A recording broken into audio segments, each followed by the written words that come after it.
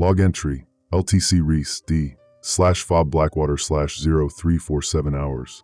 The klaxon cuts through pre-dawn silence like a blade through bone. 3 short bursts, pause, 3 more. X7 alert pattern. My coffee mug, ceramic, white, chipped handle from when Private Kowalski knocked it off my desk last Tuesday. Sits half empty, steam rising in weak spirals. The liquid tastes of burnt grounds and filtered water that's been sitting in pipes too long. Protocol dictates immediate verification. Always verify. That's what separates us from chaos, from the civilians who panic at shadows. I reach for the secure phone, red handset smooth from years of use, and punch in the confirmation sequence. 4 digits. Always 4. My fingers know the pattern. 7-4-1-9. Command, this is Blackwater. Requesting X7 status verification. Static crackles through the line, thick and wet like frying bacon. Then Voss's voice, steady as always. Blackwater, command confirms X7 is active. Repeat, X7 is active. This is not a drill. Not a drill. The words sit in my chest like swallowed glass. I set the handset down with deliberate care. My rank insignia catches the fluorescent light, silver oak leaves that I've polished every Sunday for 16 years. Same as my father did, same as his father before him. Tap, tap, tap. A nervous habit I picked up somewhere, probably during the Kandahar deployment when mortars fell like rain and sleep became a luxury measured in minutes. The base spreads outside my window, concrete and steel geometry under sodium lights that buzz with electrical fatigue. FOB Blackwater, home to 300 personnel, guardian of strategic assets I'm not cleared to name in writing, monument to American resolve in a region where resolve gets tested daily. The tarmac shows stress fractures from last winter's freeze-thaw cycle, dark lines spiderwebbing across gray surface like old scars. Something's wrong with the air. It tastes metallic, ozone-sharp, the way it gets before thunderstorms. But the sky is clear, stars visible between wisps of cloud that drift like smoke from some distant fire. I should be moving. Protocol demands immediate action upon X7 confirmation. Notify section chiefs, initiate lockdown procedures, secure classified materials. But I find myself staring at my reflection in the window glass. 43 years old, graying temples, eyes that have seen too much and remember too little of what matters. Was it 7-4-1-9? Or 7-4-9-1? The numbers blur in my mind like melting ice. 16 years of service, and I can't remember a simple confirmation code. Stress does that, strips away the non-essential, leaves only instinct and training. But training says I should remember. Training says a good officer never forgets protocols. My watch reads 0349 hours. 2 minutes since the klaxon. 2 minutes of paralysis disguised as contemplation. The door opens without ceremony.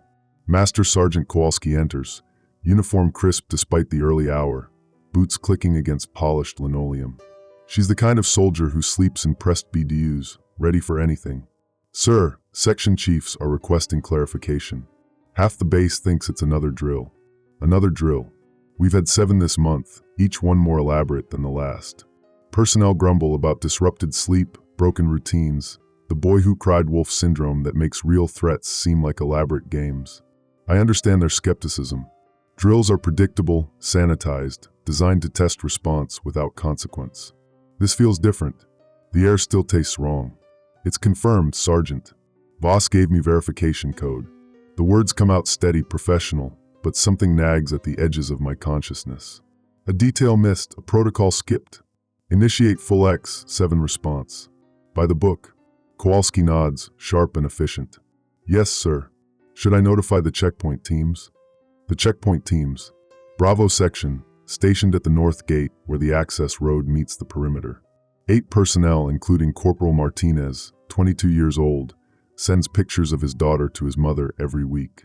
Little girl with dark eyes and a gap-toothed smile, maybe 3 years old, always wearing pink dresses that clash with her serious expression. Negative. Maintain current positions until secondary confirmation. It's the wrong call. I know it even as the words leave my mouth. X7 protocol demands immediate consolidation, all non-essential personnel withdrawn to hardened positions. But something whispers caution, suggests verification of verification, questions the very certainty I project. Kowalski hesitates, a fraction of a second, barely perceptible, but I catch it. Good NCOs develop instincts about their officers, can sense uncertainty beneath command authority. She's been with me for 3 tours, knows my tells. The insignia tapping, the way I pause before difficult decisions, how I stare at my reflection when doubt creeps in.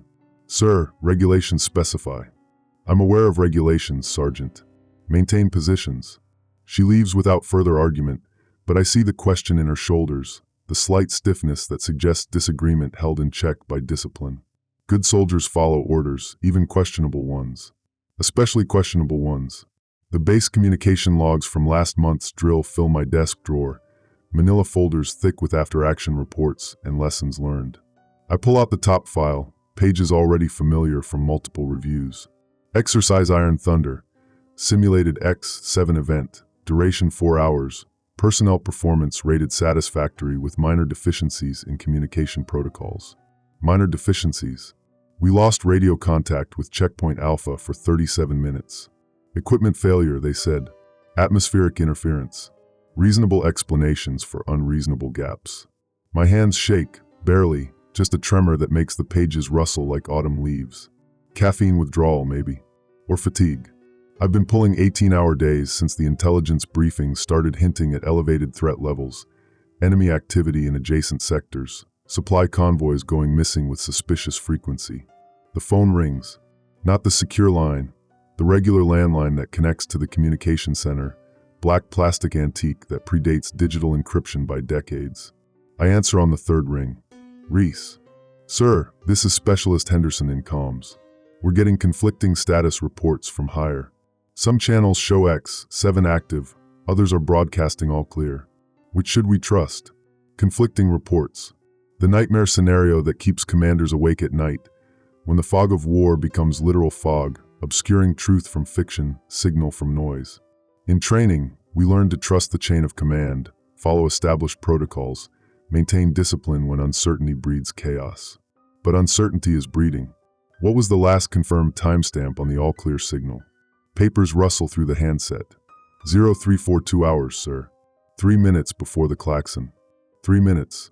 A lifetime in military communications, an eternity in crisis response. Signals don't just disappear, they get interrupted, jammed, corrupted by interference both natural and artificial. The enemy understands our dependence on communication networks, knows how to exploit the gaps between transmission and receipt. Route all traffic through secure channels. Ignore commercial broadcasts. Yes, sir. But sir, the secure channels are showing static. Heavy interference across all frequencies. Static. The word hangs in the air like smoke, acrid and persistent. Natural phenomena can disrupt communications. Solar flares, atmospheric disturbance, electromagnetic anomalies that turn sophisticated equipment into expensive paperweights. But this feels deliberate, planned, timed to coincide with maximum confusion. I hang up and return to the window, watching the base wake up in stages. Lights flicker on in barracks windows, personnel moving with the urgent but controlled pace of professional soldiers responding to alerts. Some wear full battle gear, others are half-dressed, pulling on equipment as they move. The visual tells a story of confusion disguised as readiness. A memory surfaces, fragmented and uncertain. Major Voss during last week's intelligence briefing, discussing enemy capabilities in electronic warfare, their sophisticated understanding of our communication protocols. His voice carried an odd note, not quite admiration, but something approaching respect for adversary skills.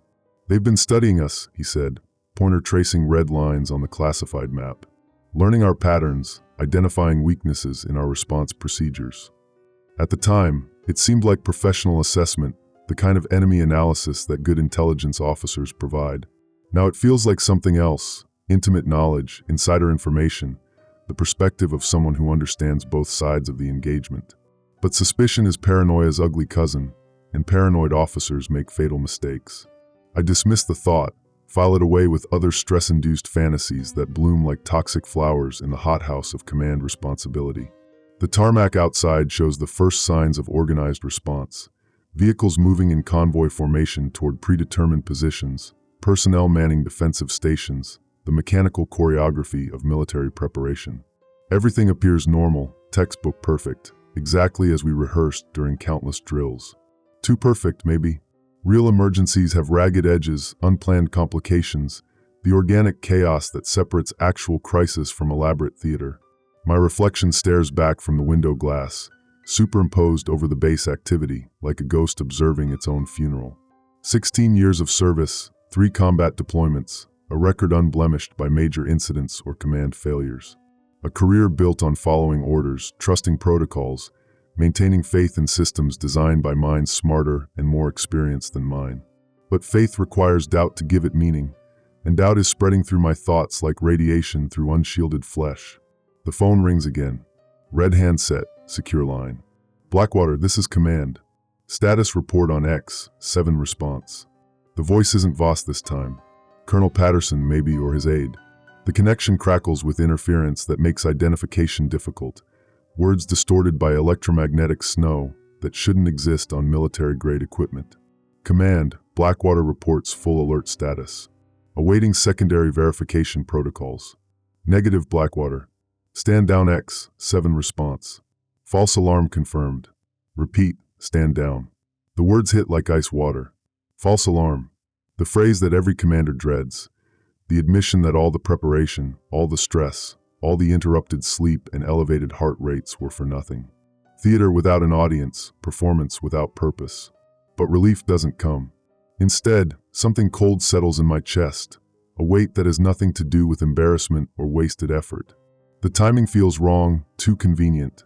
The resolution too clean for a system that thrives on complicated protocols and redundant verification. Command, requesting authentication code for stand-down order. Silence stretches across the line, broken only by static that sounds almost like breathing. Then, authentication standby. The pause is too long. Authentication codes are memorized, practiced, drilled into officers until they become automatic responses. No one should need to look them up, especially not in Command's communication center, where such information lives in classified binders marked with security classifications I'm not authorized to know. Blackwater, authentication code Delta 779er. Wrong.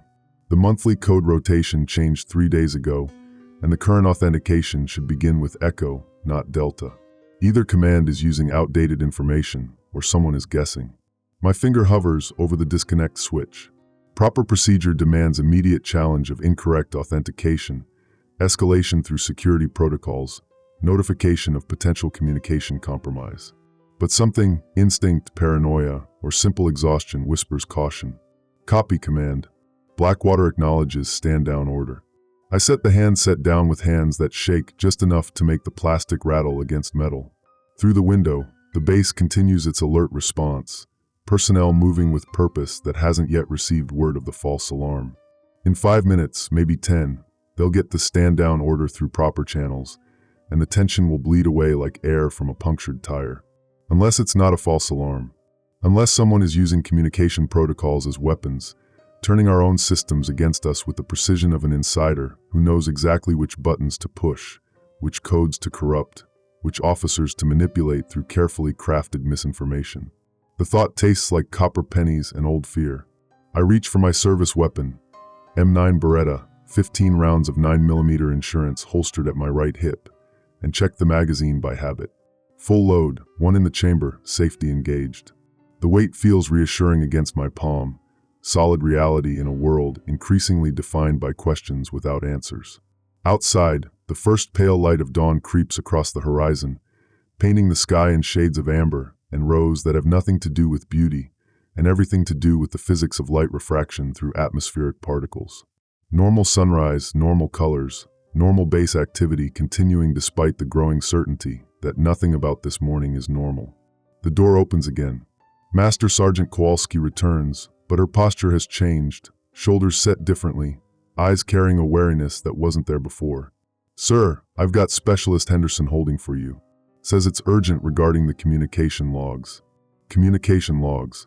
The digital trail that records every transmission, every call, every electronic whisper that passes through our networks. Evidence, in other words, of whatever game is being played with our protocols. Put him through. The handset feels heavier this time, weighted with implications I'm not ready to face. "Sir, I've been running diagnostics on the X7 transmission, checking timestamps and routing protocols. Something's not right.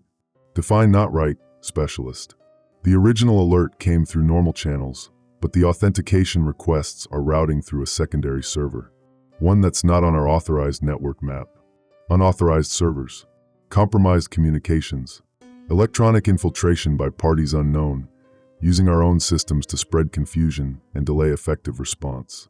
The enemy, whoever they are, isn't just studying our procedures. They're actively manipulating them, turning protocols into weapons with surgical precision. How long has this secondary server been active? That's the thing, sir. According to the logs, it's been routing traffic for 6 days. But nobody authorized its installation. 6 days. Long enough to observe patterns, learn procedures, identify vulnerabilities. Long enough for someone with access to plant electronic seeds that would bloom during moments of maximum confusion. Someone with inside knowledge. Someone like Voss. The suspicion returns, stronger now, fed by accumulating evidence that transforms paranoid fantasy into operational reality. But accusations require proof, and proof requires careful investigation that I don't have time to conduct while standing in the crosshairs of whatever operation is unfolding around us. Specialist, lock down all communications except hardline connections. Nothing digital, nothing that can be compromised remotely. Sir, that'll cut us off from higher command. That's the point. If they want to talk to us, they can send a runner. The line goes dead with an electronic wheeze that sounds almost like a sigh. Through my window, the base looks peaceful in the growing light. Concrete and steel painted in morning colors, flags hanging limp in still air, the geometric precision of military architecture that speaks to order, discipline, and control. But control is an illusion when the enemy holds the remote. Log entry, LTC Reese, D/FOB Blackwater /0412 hours. The base transforms in daylight, shadows retreat, revealing details that darkness mercifully concealed. Stress fractures in the tarmac spread wider than I remembered, dark veins through concrete that pulse with something approaching malice. The morning air carries scents of diesel fuel and breakfast, powdered eggs, burnt coffee, the institutional smell of 300 people living in close quarters under constant stress. 25 minutes since the klaxon. 25 minutes of following protocols that increasingly feel like walking through a maze designed by someone who knows exactly where I'll turn next. My boots echo against polished linoleum as I move through the command center, past banks of communication equipment that hum with electronic anxiety. Screens flicker with data streams, weather reports, logistics updates, personnel rosters, normal information flows that mask whatever abnormal currents run beneath. Master Sergeant Kowalski meets me at the secure communication station, her expression carrying the weight of complications I'm not prepared to handle. Sir, we've got contradictory guidance coming through multiple channels. X7 protocols say immediate lockdown, but the latest update indicates maintain normal operations. Contradictory guidance. The phrase tastes like chalk in my mouth, dry and bitter. Military operations depend on clear chains of command, unambiguous orders that flow from higher authority to tactical implementation. When guidance conflicts, decisions become gambles, and officers who guess wrong end up explaining their choices to review boards. Show me the documentation. She hands over a manila folder thick with communication transcripts, timestamps marking a chronological progression that should make sense but doesn't. 0347, X7 alert confirmed. 0352, stand down order received. 0358, secondary confirmation of active threat. 0405, all clear broadcast on emergency frequency. The pattern resembles a chess game played by masters. Move and counter-move, strategy and counter-strategy, each communication designed to cancel the last while laying groundwork for the next. But chess has rules, defined pieces, a board with boundaries. This feels more like three-dimensional warfare where the rules change mid-game and the board shifts beneath your feet. Sergeant, who authenticated the 0352 stand-down. She flips through pages with practiced efficiency. Major Voss, sir. Delta 779er authentication code. The wrong code.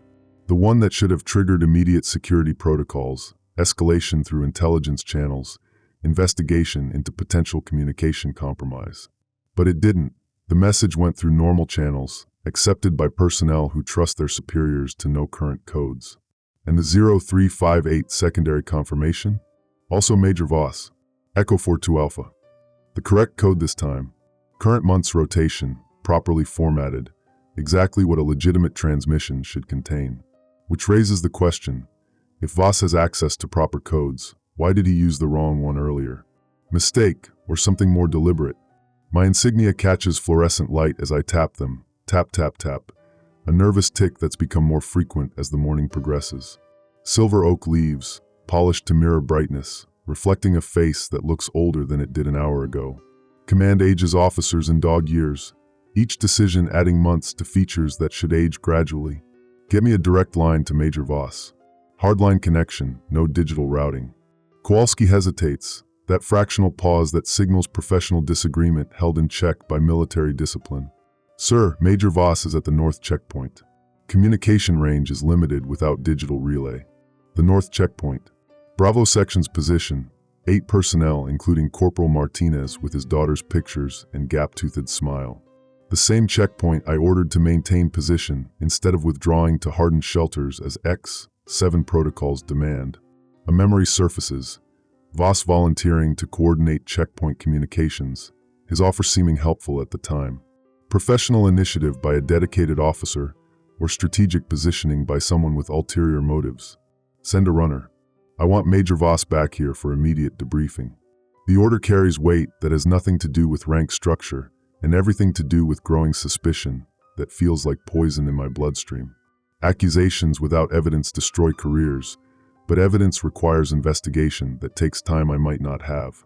Through the window, normal base operations continue with surreal persistence.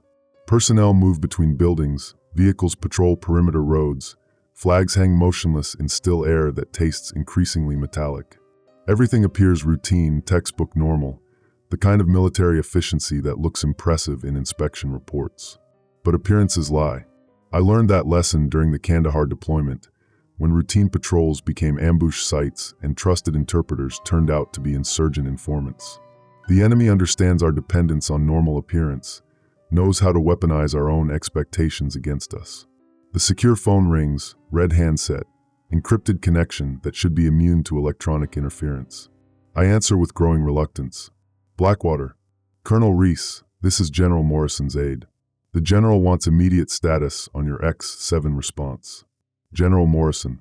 Division Commander, career infantry officer with 3 stars and a reputation for consuming subordinates who waste his time. But the voice sounds wrong. Too young, lacking the professional polish that comes from years of handling high-level communications. I'll need authentication before discussing classified operations. Authentication code Foxtrot 9 Lima 6. Wrong again. This month's codes don't use the Foxtrot series, haven't since the rotation changed last Tuesday. Someone is phishing, using outdated information to gain access to current operations. Copy. Stand by for status report. I set the handset down without disconnecting, leaving the line open while electronic silence stretches like a held breath. Proper procedure demands immediate challenge of incorrect authentication, security protocols that treat every breach as potential enemy action. But something whispers patience, suggests gathering intelligence before revealing what I know. Kowalski returns with coffee, real coffee this time, not the institutional swill from the mess hall. The cup warms my hands while steam carries familiar comfort that feels increasingly precious in a morning defined by unfamiliarity. Sir, the runner reports Major Voss is unavailable. Checkpoint says he left for headquarters 30 minutes ago. 30 minutes. Long enough to reach the command center twice over, accounting for normal transit time across the base. Which means either the runner missed him in transit, or Voss is somewhere he shouldn't be, doing something that requires deception. Check his quarters.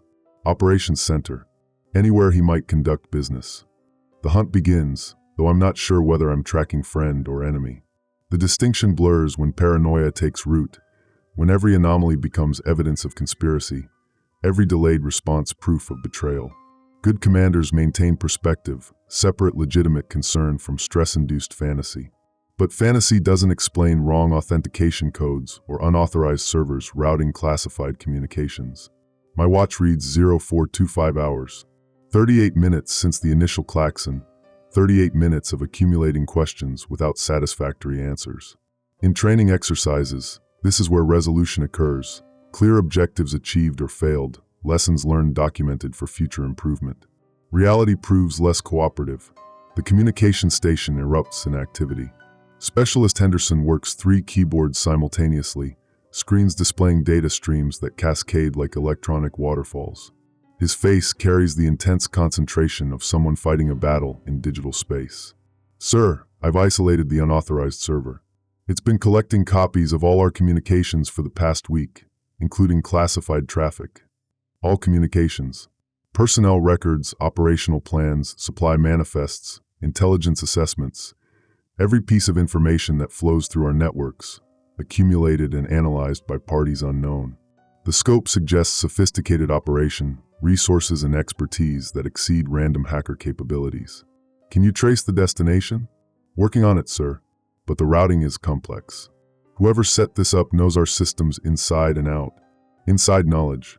Again, the evidence points toward internal compromise, someone with authorized access using legitimate credentials for illegitimate purposes. The list of suspects shrinks to personnel with appropriate clearances and system access. Officers like myself, like Voss, like the handful of senior NCOs who maintain our digital infrastructure. The secure phone demands attention, red handset blinking with incoming call that I'm reluctant to answer. Each conversation brings new complications, additional layers of confusion that obscure truth behind carefully constructed misinformation. Blackwater. Colonel Reese, Major Voss here. I understand you requested my presence. Voss. Finally. His voice carries normal professional tone, none of the stress indicators that should accompany crisis management. Either he's exceptionally composed under pressure, or the pressure isn't affecting him the way it should. Major, I need immediate clarification on this morning's authentication codes. We're showing discrepancies in the traffic logs. Discrepancies? Everything went through normal channels on my end. What kind of problems are you seeing? The question sounds genuine, concern flavored with the mild confusion of an officer trying to understand unexpected complications. But genuine responses can be rehearsed, confusion manufactured to deflect suspicion from guilty knowledge. Delta 779er authentication for the 0352 transmission. That code expired 3 days ago. Silence stretches across the connection. Not electronic static this time, but human hesitation that lasts just long enough to suggest calculation rather than memory retrieval. You're right, Colonel. My mistake. I grabbed last month's codes by accident. Stress of the situation, you understand. The explanation fits. Officers under pressure make simple errors, muscle memory activating outdated procedures, familiar patterns overriding current protocols. I've made similar mistakes during high-stress situations, used radio call signs from previous deployments, referenced maps that were 3 exercises out of date. But mistakes don't explain unauthorized servers collecting classified communications. Major, where are you located right now? Communication center, sir. Coordinating with higher command on the status resolution. Through the window, I can see the communication center, single-story building with external antennas, entrance visible from my position. No vehicles in the parking area, no personnel moving in or out. Either Voss is inside conducting business, or he's somewhere else entirely. I'll need you back here for immediate debriefing. Face-to-face discussion of this morning's events. Of course, sir. En route now. The line goes dead with an electronic click that sounds final, decisive, the kind of disconnection that ends conversations permanently. Through my window, the communication center remains empty, no signs of movement or activity. Voss is lying. The certainty settles in my chest like swallowed ice, cold and uncomfortable, but undeniably real. Officers don't lie to superior officers without compelling reason, career survival, protection of classified information, or allegiance to authorities that supersede normal chain of command. Kowalski enters with an armload of files, her expression carrying the weight of additional complications I'm not prepared to handle. Sir, I've pulled Major Voss's duty roster for the past month. There are irregularities. She spreads documents across my desk, personnel records, duty assignments, travel authorizations that tell a story of an officer with unusual freedom of movement. Voss has been everywhere, coordinating with everyone, inserting himself into operations that don't normally require his involvement. Look at this, sir. 3 weeks ago, he volunteered to upgrade the communication security protocols. Last week, he requested access to personnel records for administrative verification. 2 days ago, he submitted a report on potential electronic warfare vulnerabilities. The pattern emerges like a photograph developing in chemical solution. gradual revelation of an image that was always there, waiting for the right conditions to become visible. Voss has been preparing, positioning himself with access to systems and information that would allow comprehensive surveillance of base operations. But surveillance for what purpose? Intelligence gathering for hostile forces, or internal investigation of suspected security breaches. The same evidence supports opposite conclusions, depending on assumptions about his ultimate loyalty. My hands shake as I flip through the files, barely perceptible tremor that makes pages rustle like autumn leaves. Caffeine withdrawal, stress response, or the physical manifestation of growing certainty that my command is compromised by forces I don't understand. Sergeant, I want security teams positioned at all communication nodes. Nothing goes in or out without my direct authorization. The order violates standard operating procedures, creates communication bottlenecks that will cripple normal operations. But normal operations assume trustworthy personnel, using reliable systems for legitimate purposes. Those assumptions no longer hold. Henderson calls from the communication station, his voice carrying electronic urgency that demands immediate attention. Sir, I've got movement on the unauthorized server. Someone's actively accessing our files right now. Real-time compromise. Electronic burglary in progress. Classified information flowing to destinations unknown while we stand helpless in our own command center. The violation feels personal, intimate, like finding strangers in your bedroom going through private possessions. Can you block the access? I can try, sir, but whoever's doing this has administrator privileges. They're using legitimate credentials to mask illegal activity. Administrator privileges, the highest level of system access, restricted to senior officers and technical specialists who maintain our digital infrastructure. A very short list of suspects, all of whom should be trustworthy, all of whom have been vetted through security clearance processes designed to identify potential threats. But vetting processes assume that loyalty remains constant, that officers cleared years ago haven't been compromised by subsequent events. People change, circumstances evolve, financial pressures or ideological conversion or simple blackmail can transform allies into enemies with frightening speed. The morning light shifts as clouds move across the sun, casting shadows that dance across my desk like dark spirits celebrating some victory I don't understand. Outside, the base continues its normal rhythm. Personnel moving between buildings, vehicles patrolling perimeter roads, flags hanging limp in air that tastes increasingly of copper and fear. My service weapon feels heavier against my hip, 15 rounds of 9mm reassurance in a situation where bullets might be useless against digital threats. But comfort comes from familiar weight, solid reality in a world increasingly defined by electronic phantoms and invisible enemies. The door opens without warning. Major Voss enters with the confident stride of an officer reporting for routine business, uniform crisp and properly aligned, bearing that suggests nothing more complicated than normal duty assignment. But his eyes scan the room with systematic precision, noting personnel positions, communication equipment status, potential escape routes. The assessment takes milliseconds, professional observation disguised as casual glance. Colonel Reese, reporting as requested. His voice carries normal professional tone, respect flavored with mild concern about unusual summons. Either he's genuinely confused by my suspicious behavior, or he's an exceptionally skilled actor playing a role that requires careful calibration. Major, we need to discuss this morning's communication irregularities. Starting with the unauthorized server that's been copying our classified traffic. For the first time, something flickers behind his eyes, calculation, concern, or simply the natural response of an innocent officer suddenly confronted with serious accusations. The expression lasts perhaps half a second before professional composure reasserts itself. Unauthorized server? I'm not aware of any system modifications that weren't properly cleared through normal channels. The denial sounds genuine, backed by the kind of confident ignorance that suggests either innocence or masterful deception. But masterful deceivers don't make elementary mistakes with authentication codes, don't leave digital fingerprints on classified communications that can be traced through forensic analysis. Unless the mistakes are intentional, designed to create confusion that masks more sophisticated operations. Major, I need your system access credentials. All of them. Network passwords, security tokens, anything that grants administrative privileges. The request violates normal security protocols.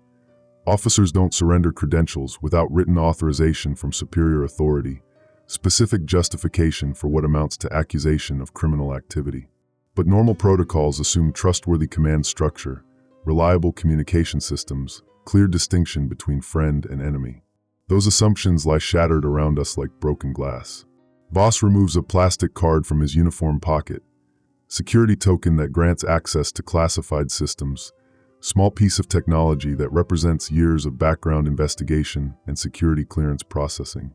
He sets it on my desk with careful precision, the kind of deliberate movement that suggests significant internal struggle. Colonel, I need to ask, do you suspect me of something specific? Because if there are questions about my loyalty or professional conduct, I'd prefer to address them directly. The question hangs in the air like smoke, acrid and persistent. Direct confrontation, forcing me to articulate suspicions that sound paranoid when spoken aloud, to accuse a decorated officer based on circumstantial evidence and growing unease. But evidence accumulates: wrong authentication codes, unauthorized servers, digital fingerprints on compromised communications. Individually, each item might be explained by accident or coincidence. Together, they suggest systematic compromise by someone with inside access and detailed knowledge of our procedures. Major, can you account for your whereabouts during the past hour? I've been coordinating communication traffic between checkpoint positions and higher command. Standard duty assignment for communications officer during alert status. The answer provides alibi without specific details, professional response that deflects inquiry without offering verifiable information. Coordination duties are inherently mobile, difficult to pin down to specific locations or time frames. Which checkpoints? What higher command units? North Checkpoint primarily. Bravo Section has been reporting communication difficulties, intermittent contact with the command center. North Checkpoint, where 8 personnel including Corporal Martinez remain exposed, following my orders to maintain position instead of withdrawing to protected facilities as X-7 protocols demand. The same location where Voss has been spending time, ostensibly coordinating communications that may be compromised by the very officer responsible for their security. The pieces connect with mechanical precision, each revelation supporting growing certainty that my command has been penetrated by hostile intelligence. But certainty without proof remains paranoia, and paranoid commanders make decisions that destroy careers and endanger personnel. Henderson calls from the communication station, his voice tight with electronic urgency. Sir, the unauthorized access just terminated. Whoever was in our system disconnected when Major Voss entered the building. The timing is too perfect, too convenient for coincidence. External surveillance monitoring internal movements, digital intrusion coordinated with physical positioning. Either Voss is complicit in sophisticated intelligence operation, or someone is using his presence to mask their own activities. Major, I'm placing you under administrative detention pending full investigation of security irregularities. You'll be confined to quarters until this matter is resolved. The words taste like chalk and broken promises, dry and bitter in my mouth. Accusations destroy trust even when proved false, poison working relationships that take years to develop. But command requires difficult decisions, choices between competing loyalties and uncertain outcomes. Voss nods with quiet dignity, professional acceptance of superior authority, even when that authority operates from insufficient evidence. Either he's genuinely innocent, shocked by unexpected accusations, or he's been prepared for this moment and knows that resistance will only confirm suspicions. I understand, sir. For what it's worth, I hope you find the real source of your security problems. Master Sergeant Kowalski escorts him from the command center, her expression carefully neutral, professional execution of unpleasant duty. Through the window, I watch them cross the courtyard, 2 figures moving through morning sunlight that seems increasingly false, theatrical illumination for a performance I don't understand. The base looks peaceful in the growing light, concrete and steel painted in colors that speak of normal operations, routine duties, the mechanical precision of military life. But appearances deceive, and peace is often the calm before storms that destroy everything they touch. My reflection stares back from the window glass, superimposed over the base activity, like a ghost observing its own funeral. 43 years old, graying temples, eyes that have seen too much and understand too little. An officer who trusted protocols that may have been compromised, followed procedures that led deeper into confusion rather than toward resolution. The communication equipment hums with electronic anxiety, screens displaying data streams that may contain truth or carefully constructed lies. Without trusted systems, without reliable personnel, command becomes guesswork disguised as authority. But authority demands decision, and decision requires choosing between equally unsatisfactory alternatives. Trust Voss and risk compromise of classified operations, or detain him and potentially destroy an innocent officer's career based on circumstantial evidence and growing paranoia. Either choice carries consequences I'm not prepared to accept. The morning air tastes increasingly metallic, ozone sharp with the promise of storms that may be natural phenomena or something more sinister. Through my window, the base prepares for another day of operations that may be conducted under enemy observation, personnel movements tracked and analyzed by hostile intelligence services that understand our procedures better than we do ourselves. Somewhere in the distance, thunder rumbles, or maybe it's something else entirely. The sound of systems failing, communications crumbling, the electronic infrastructure of modern warfare dissolving under sophisticated attack. The game continues, but I'm no longer certain who's playing, what the rules are, or which side I'm supposed to be on. My insignia catch the light, tap tap tap. Silver oak leaves that reflect a face growing older with each decision, each revelation, each step deeper into confusion that may be orchestrated by enemies who know exactly how to exploit our own strengths against us. The red phone rings again, demanding attention I'm reluctant to provide. Log entry, LTC Reese D/FA Blackwater/0437 hours. The red phone screams like a dying animal. Sharp electronic shriek that cuts through morning air thick with diesel exhaust and the metallic taste of fear. My hand hovers over the handset, fingers trembling with something that isn't caffeine withdrawal. Blackwater. Static. Then a voice I recognize but shouldn't. General Morrison himself, not an aide, speaking through encryption that makes his words sound like they're coming from underwater. Reese, I need immediate confirmation of your X-7 status. We're showing conflicting reports from your position. The voice is wrong. Too clear, lacking the characteristic gravel of a man who smoked 2 packs daily for 30 years. General Morrison sounds like someone doing an impression of General Morrison, hitting the major notes while missing the subtle harmonics that make voices unique. Sir, I'll need authentication before. Authentication Lima 79er Charlie. Now give me your status. The code is perfect. Current rotation, proper format, exactly what this month's authentication should contain. Which makes it more suspicious than the wrong codes, because perfection is suspicious when everything else is falling apart. General, with respect, your voice authentication doesn't match my records. The silence stretches like a held breath, electronic void that feels actively hostile. When the response comes, the voice has changed, subtly, almost imperceptibly, but changed nonetheless. Whoever's speaking is dropping the Morrison impression. Very perceptive, Colonel, but unfortunately, perception won't help you now. The line goes dead with finality that sounds like a coffin closing. Through the window, Kowalski escorts Voss across the courtyard. 2 figures moving through sunlight that suddenly seems too bright, too harsh, illuminating details I've been missing. Voss walks with the measured pace of a man under administrative detention, but his head turns with systematic precision, scanning surroundings with the kind of professional observation that suggests he's not the victim here. He's the advanced scout. Henderson's voice cuts through my realization like a blade through cloth. Sir, massive system intrusion in progress. They're not just copying files anymore, they're modifying them. Personnel records, duty rosters, communication logs. Everything. Real-time manipulation of our digital reality, rewriting the electronic foundation that modern military operations depend on. Not theft, transformation, altering the information environment to support objectives I'm only beginning to understand. Cut all external network connections. Now. Sir, that will sever communication with higher command, adjacent units, support elements. Do it. The command violates every doctrine of modern warfare, isolates our base from the communication networks that provide command and control, intelligence updates, logistical coordination. But those networks are compromised, carrying lies disguised as legitimate orders, disinformation that flows through proper channels with perfect authentication. Henderson works 3 keyboards simultaneously, fingers dancing across controls that disconnect us from the outside world. Screens that displayed real-time data streams now show local information only, internal networks, base communications, the electronic heartbeat of an increasingly isolated command. Outside, vehicles move with unusual purpose. Maintenance trucks, supply convoys, personnel transports, normal traffic that carries subtle wrongness. Too coordinated, too precisely timed, moving in patterns that suggest central direction rather than routine operations. My radio crackles with traffic from checkpoint positions. Command Bravo 7. We've got movement to our north. Convoy of unknown vehicles approaching the perimeter.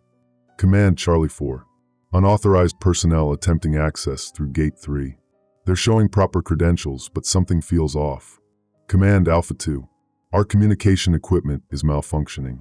We're getting orders that don't match your previous instructions.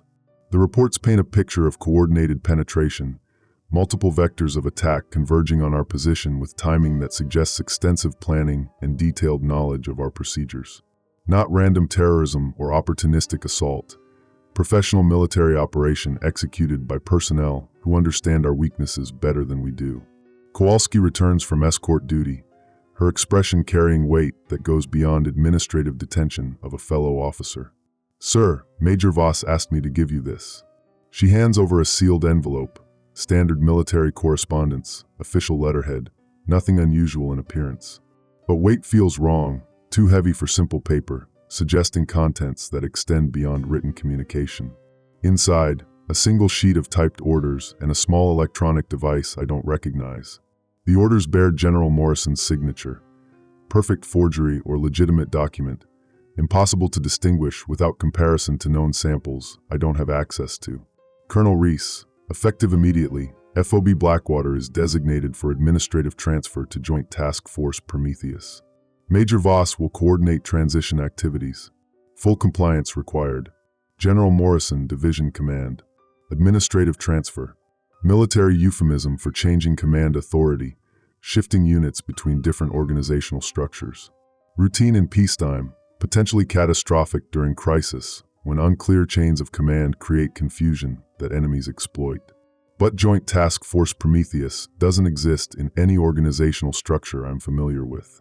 Either it's classified above my clearance level, or it's fiction created to justify unauthorized actions. The electronic device resembles a communication beacon, small transmitter designed for covert operations, the kind of equipment used by special forces operating behind enemy lines. Active LED indicates it's broadcasting, sending signals to recipients unknown. Henderson calls from the communication station, his voice tight with the kind of controlled panic that comes from watching familiar systems behave in impossible ways. Sir, our isolation protocols are failing. Someone's overriding the network disconnections from inside our own systems. They have root access to everything. Root access, the highest level of system control, deeper than administrative privileges, allowing complete manipulation of network infrastructure. Only a handful of personnel have those credentials, all of whom should be trustworthy, all of whom underwent extensive background investigation. But trust is a luxury I can no longer afford. Shut down the servers. Hard power cutoff. Everything. Sir, that will disable internal communications, base security systems, personnel tracking. All of it. Now. Electronic suicide, severing the digital nervous system that coordinates modern military operations. But coordination is meaningless when the nervous system carries hostile commands disguised as legitimate orders. The power cuts throw the command center into electronic darkness broken only by emergency lighting that casts everything in hellish red glow. Screens that displayed constant information streams now show only reflection, black mirrors that throw my face back at me with features that look older, more haggard, marked by stress that ages officers in dog years. Through the window, the base convulses with the kind of coordinated chaos that suggests pre-planned operation executing on schedule. Vehicles converge from multiple directions. Personnel move between buildings with systematic precision. Communication antennas orient toward transmission points that shouldn't exist. We're not under attack. We've already been captured, and I'm only now realizing it. The door explodes inward with violence that makes my ears ring. Not opened, not unlocked, but blown off its hinges by shaped charges that speak of professional military assault teams. Smoke pours through the opening, followed by figures in combat gear that looks familiar but wrong, equipment I recognize bearing insignia I don't. Automatic weapons trained on my position, laser sights painting red dots across my chest like electronic plague spots. Professional soldiers following professional procedures, executing assault with textbook precision that would be impressive if directed at someone else. Colonel Reese, you're relieved of command. The voice comes from behind tactical helmet, electronically modified to prevent identification. But stance and bearing suggest American military training, procedures that match our own doctrine executed by personnel who learned our methods from the same sources. By whose authority? Joint Task Force Prometheus. Administrative transfer is effective immediately. Fiction made manifest through superior firepower and coordinated action. Authority doesn't flow from legitimacy when backed by automatic weapons and professional soldiers willing to use them. Kowalski stands frozen beside her desk, hands raised in surrender, eyes wide with the kind of shock that comes from watching familiar reality transform into nightmare. Henderson remains at his communication station, fingers still on keyboards that control nothing, electronic interfaces to systems that no longer exist. Through the smoke, Major Voss enters with the confident stride of an officer reclaiming his proper position. No longer detained, no longer suspect, moving with authority that suggests he was never the problem I thought he was. He was the solution to a problem I didn't understand. Colonel, I'm sorry it came to this, but national security required deception, compartmentalized operations that couldn't be disclosed through normal channels. National security. The phrase that justifies any action, excuses any betrayal, transforms allies into enemies and enemies into allies depending on objectives that transcend individual loyalty or unit cohesion. What national security interest requires armed assault on American military installations? The kind that involves preventing World War III. The answer hangs in smoke-filled air like revelation and condemnation combined. World War III, the conflict that begins when nuclear weapons cross international borders, when electronic warfare disables communication systems, when trusted allies reveal themselves as sophisticated enemies. The X-7 alert was real, Colonel. Not a drill, not a training exercise. Enemy forces have been positioning for coordinated nuclear strike, and your base represents a critical communication node in our defensive network. Real threat, real response, real national security implications that dwarf my concerns about proper authentication codes and chain of command protocols. But reality filtered through deception creates truth that might be lies, explanations that justify actions that remain unjustifiable. Then why the elaborate deception? Why not simply inform me through proper channels? Because proper channels were compromised. Enemy intelligence had penetrated division command, higher headquarters, potentially the Pentagon itself. The only way to protect critical assets was through compartmentalized operations that bypassed normal command structure. The explanation makes sense with terrifying logic. If enemy forces have penetrated American command systems, traditional military procedures become vulnerability rather than strength. Proper authentication codes become weapons in hostile hands. Trusted communication networks carry orders from enemies who understand our doctrine better than we do. But explanations that make sense can be manufactured to justify predetermined actions. The smoke clears enough to reveal details of the assault team's equipment. American weapons, American uniforms, American insignia that belongs to units I don't recognize. Either Joint Task Force Prometheus exists as classified military organization, or someone has invested considerable resources in creating convincing illusion of legitimate authority. Colonel, you have two choices. Accept administrative transfer and continue serving your country in a classified capacity, or face court-martial for obstruction of critical national security operations. No choice at all. Military justice doesn't provide defense against accusations of treason, especially during wartime when normal constitutional protections are suspended in favor of expedient action. Officers who resist legitimate authority face consequences that destroy careers and sometimes lives. But legitimacy remains questionable when authority flows from weapons rather than proper legal process. My service weapon feels impossibly heavy against my hip, 15 rounds that might as well be confetti against professional assault team equipped with automatic weapons and tactical training. Resistance would be suicide disguised as heroism, pointless gesture that accomplishes nothing except adding my name to casualty reports. Through the shattered doorway, the base transforms under new management. Personnel emerge from buildings with hands raised, following surrender procedures that suggest this transition has been planned down to individual responses. Too coordinated for spontaneous action, too precise for improvised operation. Either my entire command has been compromised for weeks, or we're all victims of sophisticated deception that exploits our own training against us. What happens to my personnel? Those cleared for continued service will be integrated into task force operations. Others will be transferred to appropriate assignments after security debriefing. Military euphemism that could mean anything from routine reassignment to indefinite detention. Security debriefing might involve psychological evaluation, might involve interrogation, might involve processes that transform loyal soldiers into broken individuals who pose no threat to classified operations. The red emergency lighting makes everything look like a scene from hell. Armed figures moving through smoke, electronic equipment sparking with dying energy, personnel with faces painted in blood-colored shadows. Appropriate illumination for the end of my command. The dissolution of authority I thought was legitimate, but turns out to have been illusion all along. Kowalski catches my eye across the chaos. Professional NCO awaiting orders that I'm no longer authorized to give. 23 years of service, countless deployments, decorated veteran who deserves better than watching her commanding officer surrender to forces that might be legitimate military authority or sophisticated enemy action. Sergeant, comply with task force personnel. Protect your people. The last order I'll give as commanding officer of FOB Blackwater, words that taste like defeat and responsibility combined. Protection might be impossible, but the obligation remains even when authority dissolves under superior firepower and questionable legitimacy. Outside, thunder rolls across the morning sky, or maybe it's artillery, the sound of conflicts that extend beyond our small base to encompass strategic objectives that require sacrifice of tactical positions. The game continues at levels I don't understand, with stakes that dwarf individual careers or unit cohesion. My insignia catch the hellish light as they're removed by professional soldiers following procedure for administrative transfer. Silver oak leaves that represented 25 years of service, authority that dissolved in minutes when confronted by superior organization and overwhelming force.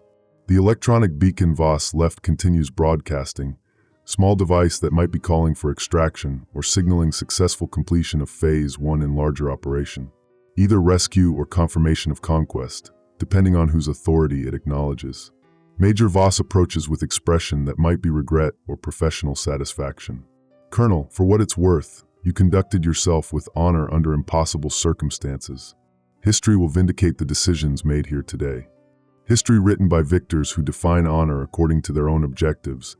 Vindication that flows from successful completion of missions rather than adherence to principles that become obsolete when reality transforms overnight. The smoke tastes of burnt electronics and shattered authority.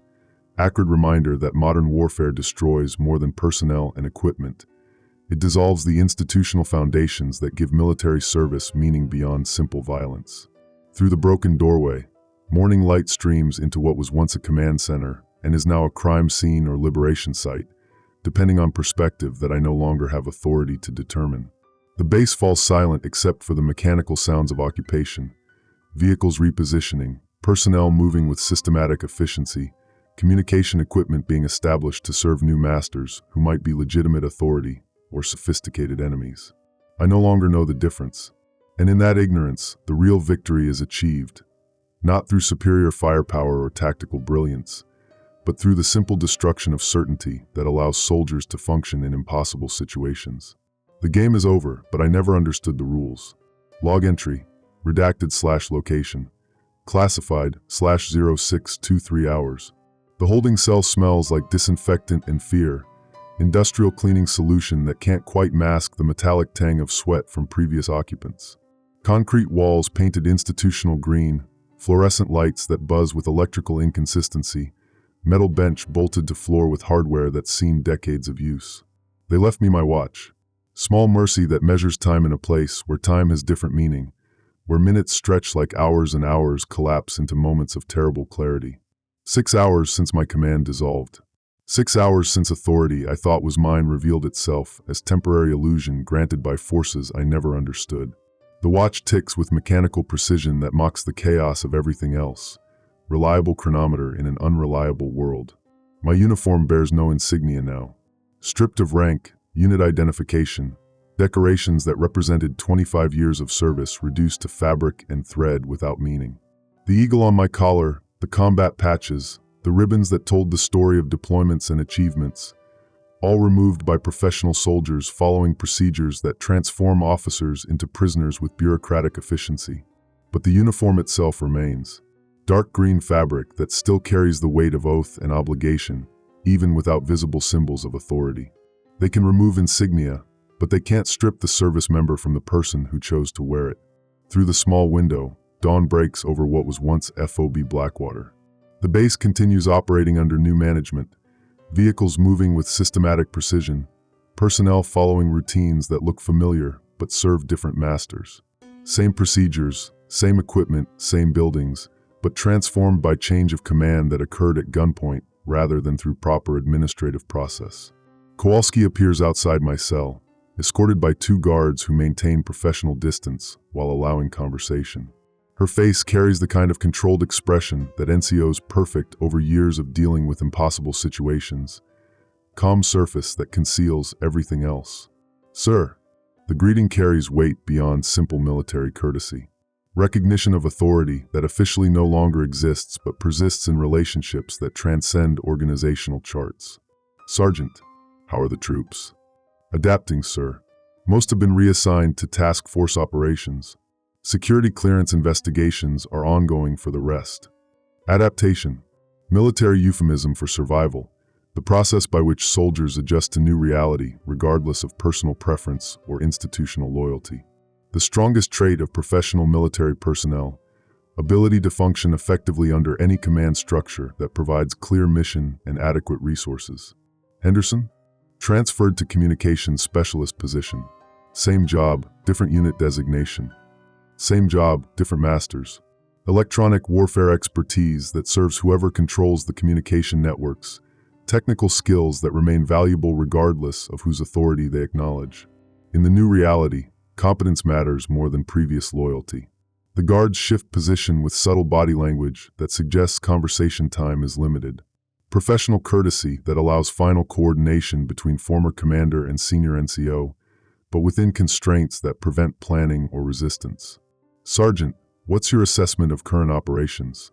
Professional question that might be routine debrief or intelligence gathering. Kowalski's expression doesn't change, but her response carries layered meaning that acknowledges both possibilities. Operations continue with high efficiency. Personnel morale remains stable despite transition challenges. New command structure appears well organized and adequately resourced.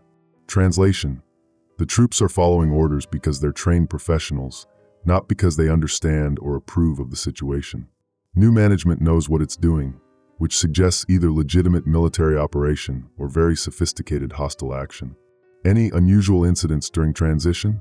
Negative, sir. All personnel transfers occurred according to established procedures. No resistance, no disciplinary actions required. No resistance because resistance would be suicide. Professional soldiers follow lawful orders from recognized authority, and when authority is unclear, they follow the orders backed by superior firepower and organized action. Basic survival instinct disguised as military discipline. The fluorescent light flickers with electrical instability that makes shadows dance across concrete walls. Appropriate illumination for conversation that might be final coordination between commander and subordinate, or intelligence gathering between prisoner and interrogator. The distinction no longer matters. Information flows regardless of motivation. Sergeant, I lower my voice to barely audible whisper. Did any of this feel planned? Too smooth? Her pause lasts exactly 3 seconds, long enough to consider implications, short enough to avoid suspicious delay. Professional timing that suggests either careful thought or practiced deception. Sir, the entire operation demonstrated exceptional coordination and detailed knowledge of base procedures. Either extensive advanced planning or very thorough intelligence preparation. Either we were betrayed by our own people, or we were infiltrated by hostile forces with access to classified information. Both possibilities suggest our security was compromised long before the actual takeover occurred. The guards step closer with movement that indicates conversation is ending. Professional courtesy has limits, and those limits are determined by security requirements that I'm no longer cleared to understand. Sergeant, take care of yourself and the troops. Always do, sir. The response carries finality that acknowledges this might be our last conversation. Military relationships built over years of shared service, dissolved by administrative transfer that transforms colleagues into strangers separated by classification levels and security compartments. Kowalski leaves with the measured pace of an NCO who understands her role regardless of command structure. Professional soldier who will continue serving whoever provides legitimate authority, following procedures that remain constant even when everything else changes. The cell door closes with mechanical precision that matches my watch. Reliable hardware serving new masters who understand the importance of maintaining familiar routines. Change the leadership, keep the systems, and most personnel will adapt without resistance. Through the window, morning reveals details that were invisible in artificial light. The base flag flies at half-staff, respect for casualties or signal of transition, depending on interpretation. Vehicles bear new unit markings that I don't recognize, but their movement patterns follow doctrine that remains familiar. New command, same procedures. Either Joint Task Force Prometheus represents legitimate military reorganization, or hostile forces understand American military culture well enough to exploit our own training against us. My watch ticks toward 0700, normal duty day beginning under abnormal circumstances. Reveille will sound, formations will occur, missions will be briefed and executed. The rhythm of military life continues regardless of who orchestrates it, because rhythm itself provides stability that prevents chaos. But rhythm can be weapon as well as comfort. Familiar procedures that lull personnel into compliance, routine that masks fundamental changes in purpose and loyalty. The perfect infiltration, maintain external appearance while transforming internal reality. A new guard approaches my cell, young soldier whose uniform bears the same unfamiliar unit patches I've been seeing. Professional bearing, proper military courtesy, following procedures that suggest legitimate authority rather than hostile action. Sir, you're scheduled for debrief at 0800 hours. Transport will arrive at 0750. Debrief. Military euphemism that could mean anything from routine intelligence gathering to enhanced interrogation techniques. Psychological evaluation, loyalty assessment, or simple information extraction, depending on who's asking questions and what authority they represent. What kind of debrief? Administrative transition interview, sir. Standard procedure for personnel undergoing security clearance review. Standard procedure that might be legitimate administrative process or sophisticated psychological operation designed to extract information while maintaining appearance of lawful military action. The distinction matters less than the fact that I have no choice in participation. The guard's bearing suggests American military training, procedures that match doctrine I've studied for decades. Either the most sophisticated hostile infiltration in military history or legitimate classified operation that required deception to protect national security objectives. Both possibilities terrify me for different reasons. 0750 arrives with mechanical precision, measured by my watch. Transport consists of unmarked vehicle with professional driver whose silence suggests either security protocol or personal inclination toward minimal conversation. The base passes outside windows like familiar territory under foreign occupation. Same buildings, same people, but serving purposes I no longer understand. The debrief occurs in building that was once division headquarters, offices that housed legitimate command authority until yesterday. Same furniture, same communications equipment, same American flags on display, but operated by personnel whose loyalty serves objectives that remain classified above my current clearance level. Major Voss conducts the interview with professional courtesy that acknowledges my previous rank while maintaining clear boundaries of current authority relationship. Neither friendly nor hostile, simply professional interaction between military officers serving different masters. Colonel, this debrief serves two purposes. First, to assess your suitability for continued service in classified operations. Second, to provide intelligence on potential security breaches that may have compromised your previous command. Suitability assessment and intelligence gathering disguised as administrative procedure. Either rehabilitation opportunity for officers willing to accept new reality, or information extraction process that transforms subjects into sources regardless of personal preference. What security breaches? Enemy intelligence had penetrated multiple levels of command structure, from division headquarters down to individual unit operations. Your base was specifically targeted due to its communication capabilities and strategic location. The explanation carries terrible logic. If enemy forces had successfully infiltrated American military command, Then traditional procedures became weapons in hostile hands.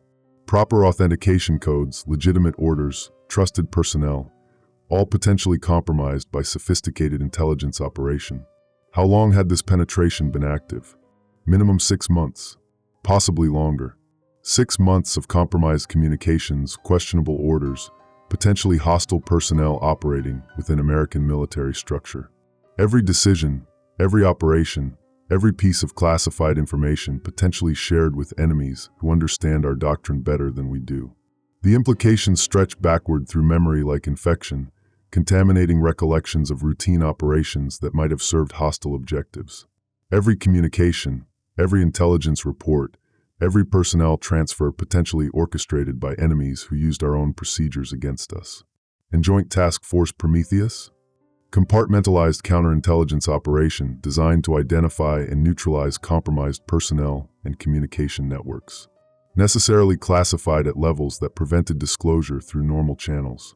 Necessarily classified or conveniently classified, depending on whether the explanation serves truth or deception. Counterintelligence operations require secrecy, but secrecy also provides cover for actions that serve other objectives. The interview continues for 3 hours, systematic exploration of events that led to the dissolution of my command. Professional questions that could be gathering intelligence on enemy activities or assessing my potential value as intelligence source. The distinction matters less than the information extracted through process that feels both familiar and alien. By noon, the evaluation concludes with assessment that I'm neither security risk nor intelligence asset, simply professional officer who found himself at the center of events beyond his understanding or control. Suitable for continued service in non-classified capacity, pending final security review that will determine long-term assignment. The transport returns me to holding facility with same mechanical efficiency that characterized the entire process. Professional procedure that maintains appearance of lawful military action, regardless of underlying authority or ultimate objectives. Evening falls over the base that was once mine, painting familiar buildings in unfamiliar shadows. The watch continues ticking toward midnight, measuring time and place where time has different meaning, where past and future converge in present moment of uncertain authority and questionable loyalty. Through the window, lights indicate ongoing operations that serve masters I may never understand. Communication antennas orient toward transmission points that acknowledge different command authority. Vehicles move in patterns that follow doctrine I recognize serving purposes I don't. But the rhythm continues. Duty day ends with prescribed procedures, guard changes occur on schedule, routine maintenance keeps equipment operational. The framework of military life persists regardless of who commands it, because framework itself provides stability that prevents chaos. My uniform hangs on regulation hook, stripped of insignia but retaining the weight of obligation that transcends individual commanders or specific missions. Service continues even when understanding fails. Duty persists even when authority becomes questionable. The concrete walls reflect fluorescent light that buzzes with electrical inconsistency, industrial illumination that masks the shadows of everything I thought I understood. Command dissolved, loyalty questioned, certainty shattered by events that revealed the fragility of institutional authority when confronted by superior organization and overwhelming force. But something endures. Not command, not authority, not even understanding, but the simple determination to serve regardless of who benefits from that service. Professional obligation that survives the dissolution of everything else. Duty that transcends the chaos of uncertain loyalty and questionable orders. The watch ticks toward dawn, measuring time and place where time measures the persistence of commitment that outlasts the institutions that created it.